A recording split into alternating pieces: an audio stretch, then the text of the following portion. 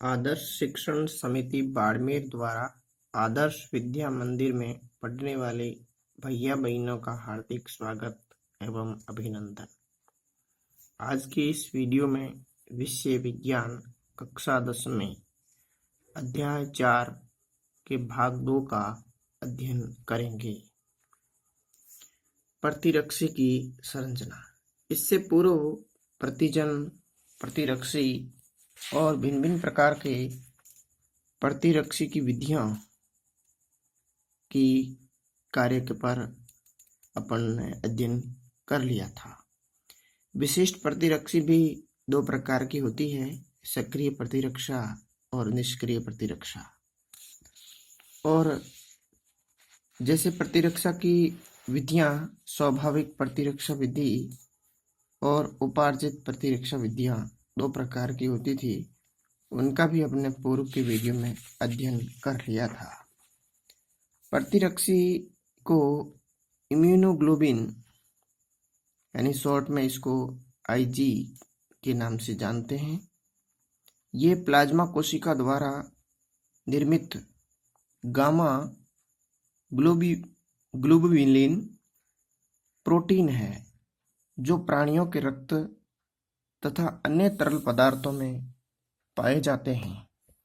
प्रतिरक्षी प्रतिजन को पहचानने तथा निष्प्रभावी करने हेतु प्रतिजन से क्रिया करते हैं, और ये जब क्रिया करते हैं तो प्रतिजन को नष्ट करके अपने शरीर को रोगाणुओं से मुक्त बनाए रखती है। प्रतिजन की संरचना की दृष्टि से देखा जाए तो अगली स्लाइड में दिखाया गया है चित्र प्रतिरक्षा की संरचना।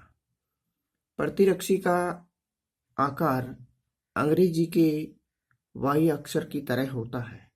जैसा आपने दिख रहा है, ये वाई आकार की संरचना है।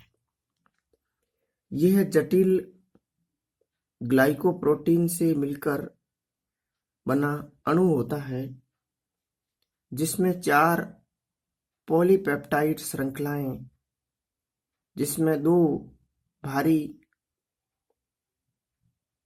बड़ी जिसके अंदर 440 एमिनो अम्ल वाली तथा 2 छोटी और हल्की श्रृंखलाएं, जिसमें 220 एमिनो अम्ल आपस में डिसल्फाइड बंध, जो ये दिखाई दे रहा है, डिसल्फाइड बंधों द्वारा ये मुड़कर वाई आकृति बनाती है। भारी पॉलीपेप्टाइड श्रृंखला पर कार्बोहाइड्रेट श्रृंखला जुड़ी होती है। प्रत्येक भारी व हल्की श्रृंखला 2 भागों में विभक्त होती है, जिसमें 2 भागों में विभक्त होती है, जो 2 भाग निम्न है। एक भाग अस्थिर भाग और दूसरा, जिस तरह से ये बताए गए हैं, स्थिर भाग और अस्थिर भाग।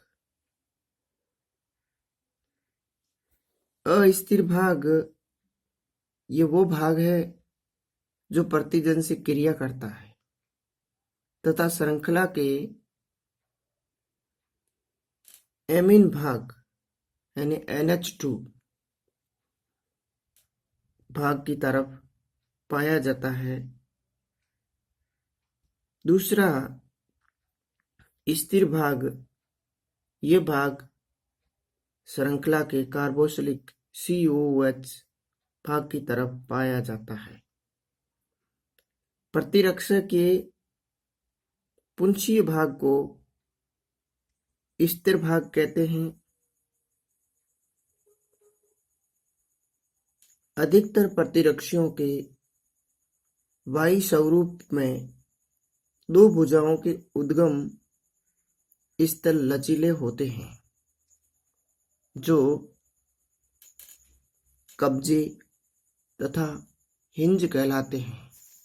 कब्जे का सामान्य अपन जब दरवाजे को खोलने बंद करने की तरह जो कब्जा लगा होता है, उसी तरह इस प्रतिरक्षी में भी हिंज क्षेत्र जो दिखाई दे रहा है, जो हिंज कहलाता है या कब्जे कहलाते हैं, जिसकी मदद से ये गति करता है, लचीला होता है।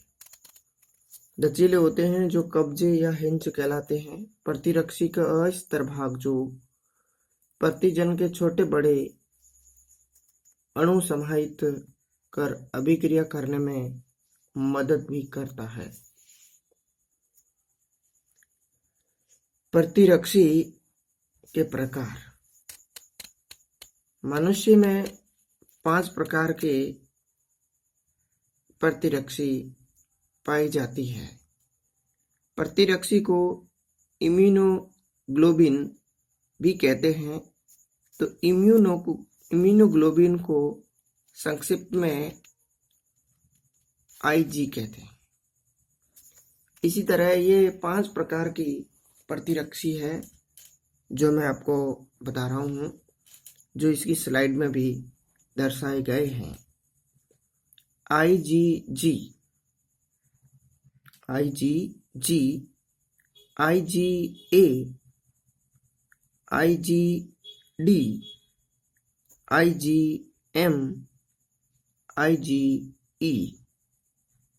जिस तरह से अब जैसे इसी में आईजीए लिखा हुआ है, आईजीएम लिखा हुआ है, आईजीजी लिखा हुआ है, आईजीएम लिखा हुआ है, इसी तरह आईजीई लिखा हुआ है। ऐसी प्रतिरक्षी 5 प्रकार की है। IgG, IgA, IgD, IgM, IgE. ये 5 प्रकार की प्रतिरक्षी अपने रक्त के अंदर पाई जाती है। आईजीजी एकमात्र ऐसी प्रतिरक्षी है जो प्लेसेंटा को पार कर भ्रूण तक पहुंच सकती है। जब शिशु अपने मां के गर्भ में होता है तो मां के माध्यम से प्लेसेंटा जो अप्सरा अपने नाल से जुड़ा होता है बच्चा, उस समय ये भ्रूण में आ जाती है, यानी जन्मजात है। तो आईजीजी एक ऐसी प्रतिरक्षी है जो प्लेसेंटा को पार कर भ्रूण तक पहुंच सकती है। आईजीए मां के दूध में पाए जाने वाले अकेला ऐसा प्रतिरक्षी है जो नवजात शिशु की प्रतिरक्षा के लिए महत्वपूर्ण है। इसलिए जन्म के समय मां का दूध पिलाना बहुत आवश्यक है, क्योंकि उसके शरीर में प्रतिरक्षी आएगी। इसलिए प्रथम जब डिलीवरी होती है उस समय बच्चे को मां का दूध ही पिलाना चाहिए, क्योंकि आईजीए मां के दूध में पाए जाने वाला अकेला प्रतिरक्षी है जो नवजात शिशु की प्रतिरक्षा के लिए महत्वपूर्ण होता है। प्रतिरक्षियों में 5 प्रकार के भारी पॉलीपेप्टाइड श्रृंखलाएं पाई जाती है, जिन्हें यूनानी भाषा के अक्षरों अल्फा, गामा, डेल्टा भी कहा जाता है। इस प्रकार की जो सारणी दिखाई दे रही आपको अगली स्लाइड में, उसमें दिखाई देगा। प्रतिरक्षियों की भिन्न भिन्न प्रकार के उसमें उपस्थित भारी पॉलीपेप्टाइड श्रृंखला है, जिनको यूनानी भाषा के अक्षरों से संकेतित किया गया है, जैसा कि सारे प्रतिरक्षी जैसे IgG, IgM, IgA, IgG, IgD जो प्रतिरक्षी थे, उन सभी को इस प्रकार के यूनानी अक्षरों में भी दिखाया गया है। तो इस प्रकार के ये सारे प्रतिरक्षी भी मौजूद अपने शरीर में आवश्यक है। अपने शरीर के अंदर रोग प्रतिरोधक क्षमता को बढ़ाते हैं, जिससे अपने शरीर में प्रवेश होने वाले जीवाणु, विषाणु और विषैले पदार्थ को जो प्रतिजन कहते हैं, उस प्रतिजन को प्रवेश होते ही उस शरीर उससे खिलाफ, उससे विरुद्ध कार्य करते हुए उसको भक्षण करता है या उसे नष्ट कर देता है, जिससे अपना शरीर सुरक्षित रहता है। अपने शरीर के अंदर जो प्रतिरक्षा तंत्र होता है, ये शरीर का वो तंत्र है जो शरीर को बीमारियों से सुरक्षा प्रदान करता है। तो वो प्रतिरक्षा तंत्र है, और उस प्रतिरक्षा तंत्र को निर्माण करने में यही प्रतिरक्षियों से ही निर्मित होता है, जिससे रोगाणुओं से लड़ने की क्षमता बनती है। आईजीजी प्रतिरक्षी देह की प्रमुख संवहनीय प्रतिरक्षा है। सीरम में पाई जाने वाली प्रतिरक्षियों में आईजीजी की सांद्रता सर्वाधिक हो जाती है। ये विशेष रूप से ध्यान रखना, सीरम के अंदर पाए जाने वाली सबसे ज्यादा सांद्रता वाली प्रतिरक्षी कौन सी है, तो आईजीजी है। प्रतिरक्षी ई भी प्राथमिक रूप से बेसोफिल तथा मास्ट कोशिकाओं पर क्रिया करता है, जिससे शरीर में एलर्जी क्रियाओं में हिस्सा लेती है। तो इस प्रकार की पांचों प्रतिरक्षियों के संबंध में अपन ने जानकारी प्राप्त की, और मनुष्य के शरीर के अंदर 5 प्रकार की प्रतिरक्षाएं पाई जाती है। अगला बिंदु है रक्त। रक्त एक तरल संयोजी उत्तक है, यानी रक्त एक तरल जीवित उत्तक है या तरल संयोजी उत्तक है, जो गाढ़ा, चिपचिपा और लाल रंग का होता है। ये अपने शरीर के वाहिकाओं में प्रवाहित होता है। अपने शरीर में वाहिकाएं जो जिसमें रक्त चलता है, वो धमनियां और शिराएं कहलाती है। प्लाज्मा में 3 प्रकार की रक्त कणिकाएं पाई जाती है। लाल रक्त कणिकाएं, श्वेत रक्त कणिकाएं और बिंबाणु। ये अब प्लाज्मा के अंदर पाई जाने वाली ये जीवित कणिकाएं हैं।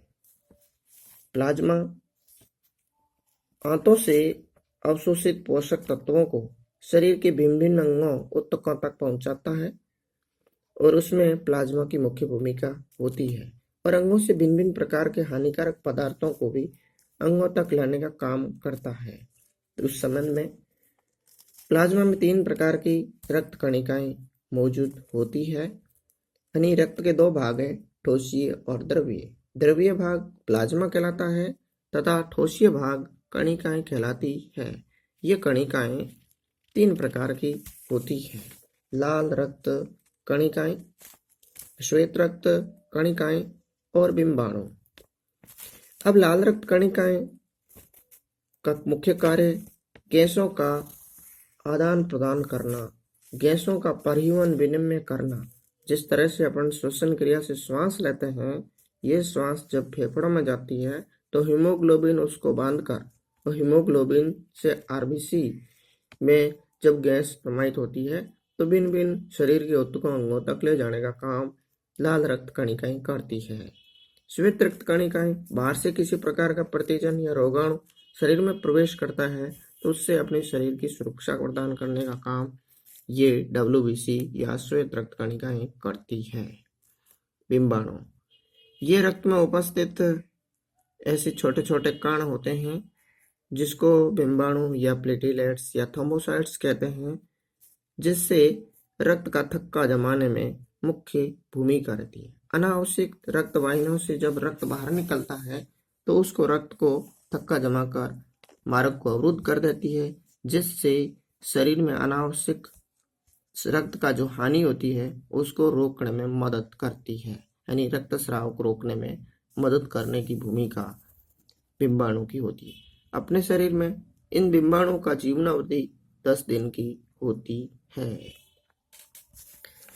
आज के संबंध में, आज की वीडियो में इतना ही पढ़ना है, लेकिन रक्त और रक्त समूह जो बिंदु है, इसमें रक्त के बारे में तो जानकारी अपन ने प्राप्त कर ली है, लेकिन रक्त समूह की जानकारी अगले वीडियो में करेंगे। रक्त समूह सामान्य 2 समूह में है, एक ABO समूह करण में, दूसरा RH वेक्टर। RH के आधार पर रक्त धनात्मक और ऋणात्मक है। ABO समूह के आधार पर रक्त को 4 प्रकार में बांटा गया है। A B A B A B और ओ। इस समूह का वर्गीकरण कार्ल लैंडस्टीनर ने 1901 में किया था। आज की वीडियो में इतना ही। इससे संबंधित कुछ क्रय कार्य। प्रतिरक्षी की संरचना का नामांकित चित्र बनाइए। प्रतिरक्षियों के प्रकारों के नाम लिखिए। बिंबाणु का कार्य लिखिए।